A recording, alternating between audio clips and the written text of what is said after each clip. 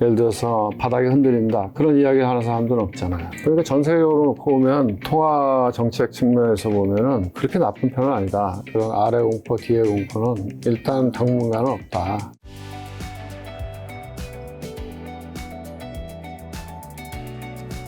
자, 지금 그러면 단장님께서는 현재 네. 한국이랑 미국 증시 네. 좀 어떻게 점검하고 계신가요? 지금은 이제 올해 초에 나오셨을 때인가 네. 작년 말이었는지 모르겠지만 이제 그때보다는 장은 좋아지긴 했죠. 그럼요. 많이 좋아졌죠. 네네. 네. 작년 말 연초에 사람들이 뭐 이제 그때 뭐 뒤에 공포, 아래 공포 뭐 네, 이렇게 맞아요, 해서 맞아요. 뭐 이제 특히 뭐 올해 1, 4분기, 2, 4분기에 미국에 심각한 경기 침체가 온다. 그래서 뭐 그런 우려를 많이 이야기했었는데 그러니까. 역시 사람들이 예상하는 대로 사람들이 우려하는 우려는 오지 않는다. 그런 사람들이 생각하는 대로는 시장이 안 움직이더라. 지금은 뭐 시장도 많이 올랐죠. 그죠? 나스닥이나 미국 시장 보면 거의 뭐 저점에서 20% 정도 이렇게 오른 상태고 우리 시장도 코스피 기준으로 보면은 2200에서 지금 2600포인트잖아요. 네. 그러니까 뭐 우리 시장도 한 20% 올랐고 코스닥은 더 많이 올랐고 그죠? 뭐 이제 뭐 바닥은 다시 한번 뭐 예를 들어서 바닥이 흔들린다 그런 이야기 하는 사람들은 없잖아요. 요즘에는 진짜 잘 없죠. 2400 갔을 때만 해도 아니다. 이제 다시 고꾸라진다 얘기하시는 분들이 있는데 네. 계속 올라가니까 이제 그분들이 이야기를 좀 네. 안 하시게 되는 부분이 있는 것 같아요. 그렇죠. 근데 이제 어쨌든 이제 뭐 경제를 예측하는 선행 지표 중에서 네. 제일 어떻게 보면 먼저 빠르게 움직이고 또 방향성에 있어서는 그 신빙성이 높은 것 중에 하나가 주가인데 주가가 지금 굉장히 강한 모습으로 올라왔으니까 당초 뭐 이야기했던 그런 아래 공포 뒤에 공포는 일단 당분간은 없다. 이렇게 보는 게 맞지 않을까요? 그러면 이제 말씀하신 대로 경기 침체 우려 뉴스도 계속 나왔었고 전문가들의 코멘트도 있었는데 어쨌든 그런 걸 견디고 증시는 계속 올라갔던 이유는 뭐라고 보시나요, 단장님은? 제가 생각하기에는 일단은 그 작년도에 너무 많이 빠졌었다. 그러니까 우리가 이제 이야기 하잖아요. 펀더멘탈하고 주가라고 하는 게 그 앞서거니 뒤서거니 한다. 그러니까 이제 보통 주가가 먼저 뭐 달려가기도 하고 때로는 이제 펀더멘탈보다 주가가 먼저 많이 빠지기도 하고 걔와 이제 주인이 그렇죠. 예. 그건 뭐 코스트 폴라니가 이야기했던 유명한 이야기인데 뭐 그런 맥락으로 보면은 작년에는 이제 이 경기에 대한 우려 또 펀더멘탈에 대한 우려 이런 것 때문에 과도하게 빠졌던 시기라고 볼 수 있고 지금은 우리가 우려했던 것만큼 나쁘지는 않다 이런 거죠. 그러면서 주가가 반등한 부분이 있는 것 같고요. 그리고 이제 무엇보다도 이제 글로벌 통화 정책 자체가 미국을 기준으로 해서 보면은 금리 인상 사이클이 일단은 그죠? 한 단계 이제 마무리 국면으로 접어든 그런 상황이잖아요. 동결을 했죠. 그렇죠. 이제 그런 것들이 영향을 줬을 거고 그리고 경제 펀더멘탈도 나오는 지표들을 보면 뭐 그렇게 나쁘지 않은데 그런 거잖아요. 미국 같은 경우에도 보면은 최근에 나오는 지표들을 보면 이제 어떻게 보면 고용은 조금 슬로우 다운하고 고용 지표는 조금 실업률이 올라가면서 그렇게 이제 뜨거웠던 고용 시장이 약간 쿨다운 되는 모양들이 나타나고 그럼에도 불구하고 뭐 미국의 소매 판매 같은 경우에는 견조하고 그러니까 얼핏 지금 모양만 보면은 약간 골디락스 모양들이 보이는 거죠. 그런 것들이 시장을 견인하지 않았을까 이런 생각이 들고요. 그리고 기본적으로는 늘 보면은 시장 내 유동성은 늘 풍부하니까요. 그러니까 이제 우리가 이제 경제가 필요로 하는 통화량이 있는데 실제로는 이 민주주의 체제 하에서 늘 선거를 치러야 되기 때문에 정치나 정부는 실무 경제에서 필요한 것보다는 뭔가 안 좋아지면 더 많은 금리를 인하한다든가 더 많은 통화량을 공급한다든가 경기 부양을 하려고 하는 습성이 있기 때문에 이제 그런 것들이 맞물려서 여기까지 끌고 오지 않았나 이런 생각이 들고 그리고 또 하나 이제 우리가 이제 염두에 둬야 될 사안 중에 하나는 새로운 그 혁신들이 지금도 소리 없이 진행되고 있다 이거죠. 최근에 이제 뭐 미국 시장을 주도했던 걸 보면 AI잖아요.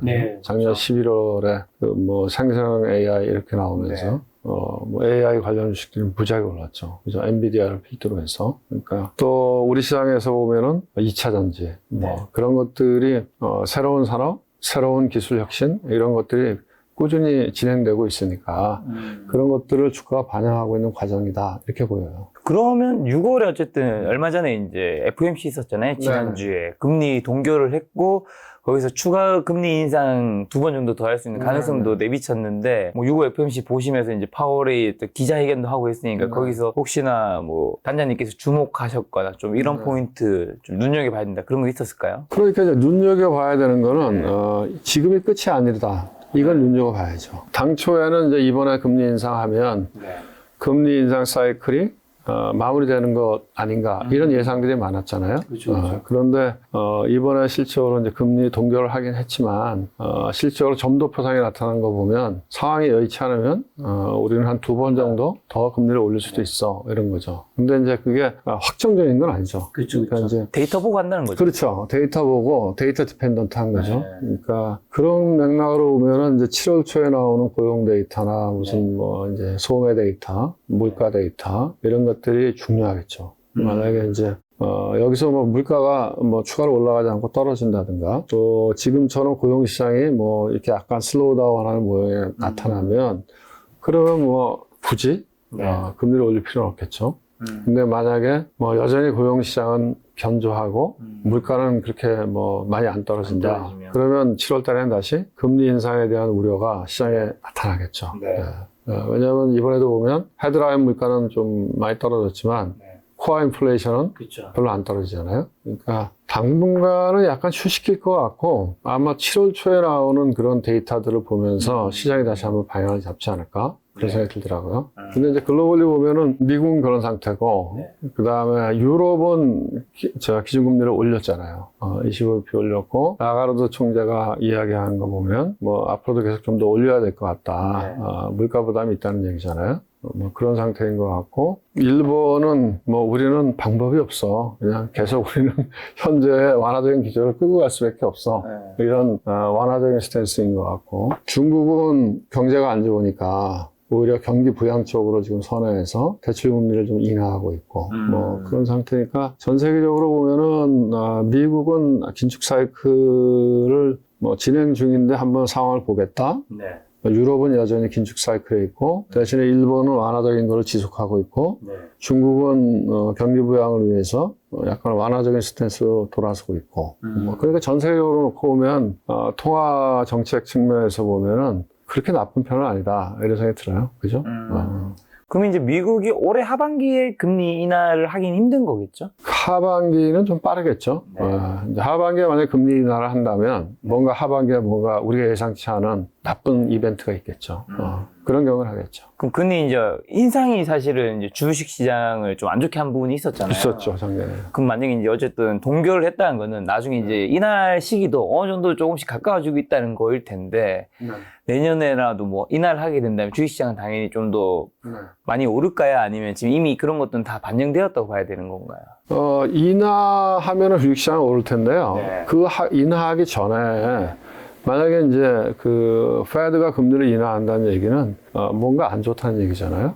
경제가 안 좋거나 뭐 그런 그 뭔가 펀더멘털에 문제가 생겼기 때문에 경기 부양적인 측면에서 통화 완화를 해야 될 거다 이렇게 진행될 거 아니에요. 그러니까 그 전에 주식시장이 한번 축 쿨렁하고 먼저 충격을 받는 과정은 있겠죠. 금리 인하하기 전에. 그럼 이런 것들 좀 다 반영된 한국의 주식시장은 지금까지 좋았지만 올해 하반기는 좀 어떻게 될 거라고 보시나요? 그 기를 것 같아요. 그러니까 그 흐름상으로 보면 뭐 사실 우리나라 시장은 많이 못 올랐잖아요. 올랐다고 해도 지금 2,600밖에 안 되잖아요. 그런데 이제 다른 나라들 보면 미국 같은 경우에도 거의 전고점 근처에 다 갔죠. 그 유럽 같은 경우에는 이미 작년 말 연초에 전고점을 넘어섰었고 최근에는 조금 뭐 슬로우하지만 그 다음에 일본은 뭐 30년 만에 주가를 최고점을 경신하고 달려가고 있잖아요. 그런 걸 생각하면 우리는 아직 3,300에서 2,600이니까. 그렇죠. 많이 남았죠. 우리는 제대로 못 왔죠. 그러니까, 여건만 괜찮아지면 그 갭을 메꾸러 가겠죠. 근데 이제 그 여건이라고 하는 거는 지금 시장이 기대하는 것처럼 하반기에 이제 진짜로 좋아질 거냐. 이제 그런 거죠. 하반기에 진짜로 지금 우리가 지금 계속 무역 수지 적자잖아요. 그러니까 이제 무역 수지 적자가 흑자로 돌아설 수 있느냐. 또 반도체가 좋아진다고 이야기하는데 아직까지는 보면 반도체가 계속 빠지고 있거든요. 근데 이제 하반기에 진짜로 반도체 가격이 돌아설 거냐. 뭐 그런 것들이 지금 관건이 되겠죠. 지금 반도체 말씀해 주셔서 반도체가 요 며칠은 좀 주가가 안 좋긴 했지만 그제도 그래도 많이 올랐죠. 몇 개월 동안 많이 올랐잖아요. 하이닉스 보면 많이 올랐죠. 네. 특히 외국인들이 굉장히 많이 매수하고 있고 그렇죠. 그리고 개인은 또 많이 팔고 있긴 한데 하반기 반도체, 삼성전자, 뭐 SK하이닉스 같은 대형주들 좀 네. 어떻게 보시나요? 근데 이제 지금은 네.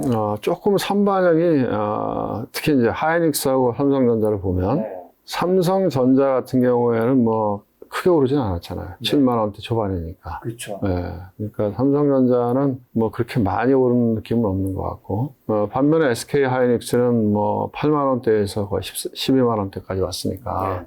근데 그거 옛날에 고점이 한 15만 원이었잖아요. 그 이익이 많이 날 때. 15만 원대 있다가 내려왔다가 다시 한 13만 원대 올라갔다가 쭉 빠져서 한 8만 원대 갔다가 다시 12만 원대 온 거잖아요. 오늘 좀 밀렸지만. 그런 거 보면은 하이닉스는 좀 단기적으로는 조금 빨리 온 거 아닌가? 그런 생각은 들어요. 그래서 지금부터는 외국인들도 적극적인 매수는 아니지 않을까? 좀 지켜보지 않을까? 왜냐하면 지금 좋아질 거라고 얘기하는 건데 실질적으로 우리가 보는 그 반도체 가격 지수, DRAM 익스체인지 인덱스 반도체 가격 지수를 보면 뭐 하염없이 빠지고 있거든요. 그 얘기는 2분기의 실적도 뭐 대규모 적자다. 그럴 가능성이 많죠. 그렇지만 그럼에도 불구하고 뭐 하반기부터는 좋아질 거다 하는 기대감을 끌고 온 거잖아요. 그죠? 그런데 그 기대감을 끌고 온 거는 좀 어느 정도 반영이 된 게 아닌가? 뭐 이런 생각이 들어요. 그리고 이제 또 하나 이제 이 재료적인 측면으로 보면은 그 엔비디아 올라갔던 부분들, 엔비디아가 뭐 AI 관련된 그 뭐 GPU 그 칩 이게 엄청나게 수요가 늘어나서 실제로 성장의 속도가 빨라질 거다 이렇게 얘기한 거죠. 그래서 엔비디아 주가가 뭐 폭등을 한 거죠.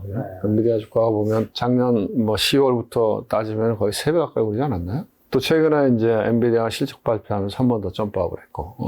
그러면서 그 AI 그 엔비디아 칩에 붙여 들어가는 뭐 광대역 메모리 반도체가 SK 하이닉스가 하고 있다. 그래서 이제 SK 하이닉스가 그런 면에서 재료적인 측면에서도 뭔가 이제 그 수요를 이렇게 견인하는 부분들이 있었던 것 같은데 그럼에도 불구하고 뭐 그 예를 들면 엔비디아에 들어가는 SK 하이닉스의 반도체 칩의 규모라고 하는 게 전체 매출에서 차지하는 비중으로 보면 미미하거든요. 그러니까 이제 성장의 모멘텀 재료는 될 수 있지만 실적을 견인하는 부분은 아니기 때문에 뭐 언제든지 엔비디아도 또 이제 고평가 논란이 계속 있잖아요. 최근에 보니까 그 데모다라는 교수인가요?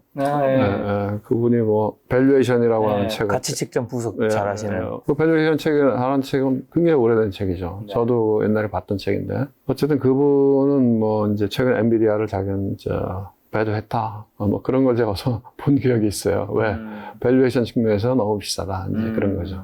이제 그런 부분들이 있기 때문에 조금 사람들이 경계를 할 것 같아요. 왜냐면 이제 2분기 실적이 다가오면 똑같았잖아요. 왜냐면 먼저 기대감으로 올랐다가 1분기 실적 발표할 때 한번 밀렸었잖아요. 그죠? 실적 발표하면서 반도체 주식이 전체를 한번 밀렸다가 다시 또 올라온 거잖아요. 그러니까 아마 2분기 실적 발표하기 전에 경계감은 좀 있지 않을까? 지금 기대감으로 많이 올랐기 때문에. 그러니까 하이닉스만 많이 오른 게 아니고 반도체 소부장들도 꽤 많이 올랐잖아요.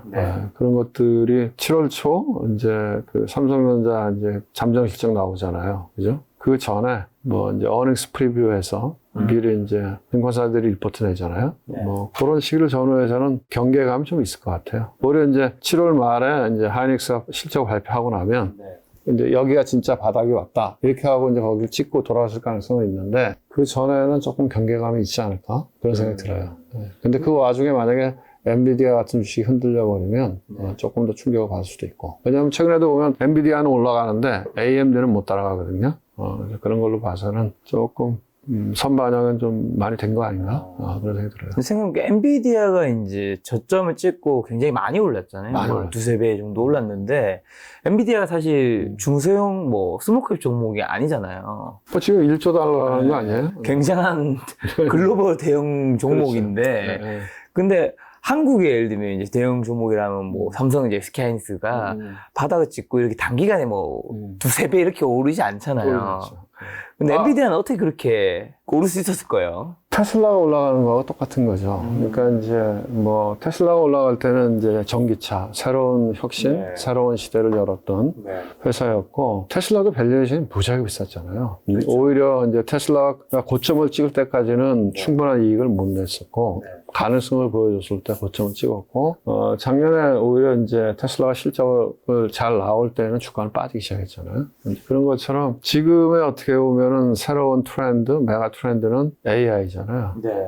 그렇죠. 네, 근데 그 AI를 하는 회사가 돈 벌지 안 벌지는 아직은 명확하진 않죠. 네, 그렇지만 뭐 여기저기서 다 AI에 동참을 하잖아요. 마이크로소프트도 하고 했고 또 구글 알파벳도 하고 있고 또 메타, 페이스북도 하고 있고 뭐 테슬라도 마찬가지고 우리나라의 네이버도 마찬가지고 뭐 LG전자 그러니까 뭐 자동차 회사들 뭐 모든 회사들이 다 어쨌든 뭐 AI에 동참을 하고 있잖아요. 그렇게 되면은 거기에 가장 뭐 필요로 하는 게 엔비디아 칩이다 그런 거니까. 그러니까 이제 밸류에이션 부담이 있음에도 불구하고 그리고 또 1분기 실적 발표했을 때 그 이야기를 했잖아요. 그 인베스터 데이 때 사람들한테 뭐 우리 앞으로 생각보다 무지하게 좋아질 것 같아. 그러니까 이제 주식시장이라고 하는 게 어떻게 보면 기대감을 반영하는 거니까. 근데 이제 늘 중간중간은 이제 불안한 거죠. 왜냐하면 이제 밸류에이션이 비싸니까. 얼마 전에 보면은 그 뭐죠 2차전지 소재 업체들, 양극재 이런 회사들 팍 올라갔다가 팍 떨어졌다가 다시 또 이제 올라오긴 올라왔지만 천천히 올라왔잖아요. 이렇게. 그러니까 그거는 뭐 2차전지가 안 좋다 이런 게 아니라 밸류에이션 부담이잖아요.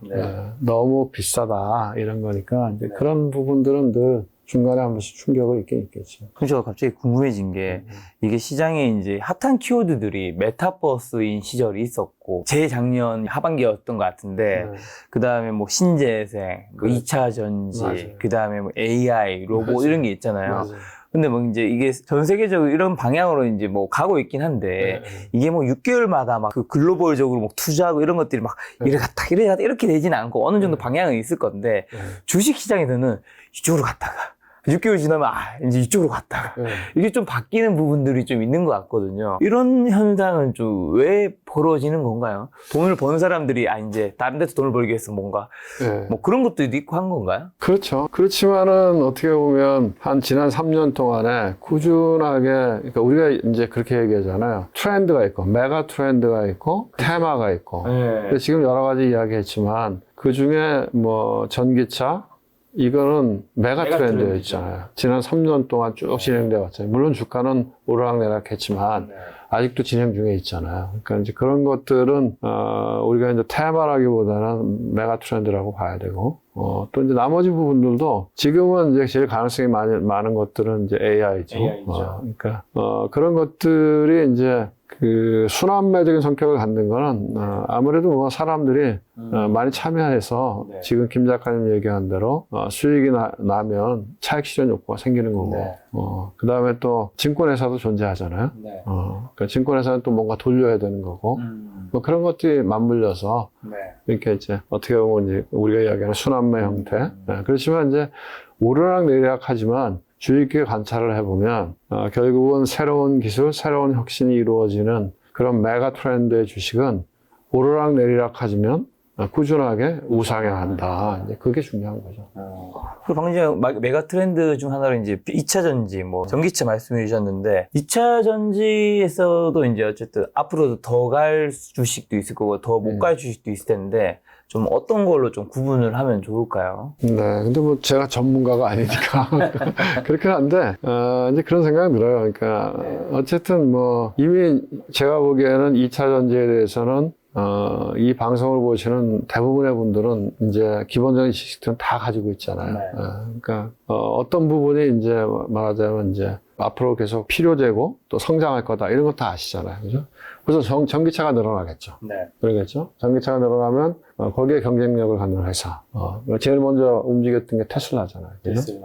근데 이제 테슬라는 점점 갈수록 다른 경쟁자들이 올라오겠죠. 지금 테슬라의 시장 점유율을 계속 유지하기는 쉽지 않겠죠. 이제 다른 경쟁자들이 이제 준비해서 뭐 올라오겠죠. 예를 들어서 미국 같으면 뭐 GM이나 뭐 포드나 이런 회사들이 올라올 거고, 우리나라도 현대 기아차들이 올라올 거고, 그렇죠? 네. 그러니까 뭐, 이제 경쟁하는 체제로 갈 거고, 이제 거기에 들어가는 배터리 회사들, 그죠? 근데 그 배터리 회사 중에서 경쟁력있는 회사, 뭐 그런 회사들은 그 시장 자체는 커지니까 꾸준히 성장하지 않겠어요? 그러니까 뭐 우리나라에 보면은 뭐 LG 에너지, 또 삼성 SDI, SK 이노베이션 그런 회사들은 성장할 것 같고, 지금 보면은 이제 LG 에너지가 제일 좋아 보이잖아요, 그죠? 그런 거고.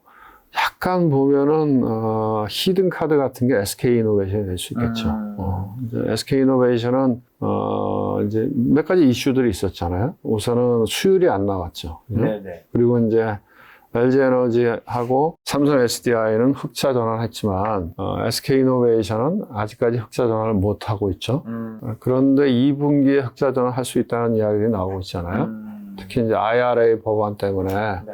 거기에서 주는 보조금 혜택을 갖다가 영업이익으로 반영하면 흑자를 낼 수 있을 거다. 뭐 이런 얘기들이 나오고 있고, 또 SK이노베이션이 제일 우려됐던 부분들은 시장에서 SK이노베이션을 밸류에이션을 안 준 부분은 자금의 문제였잖아요. 캐파는 늘리겠다고 쫙 이야기를 해놨는데 SK그룹 전체적으로 자금이 어려웠잖아요.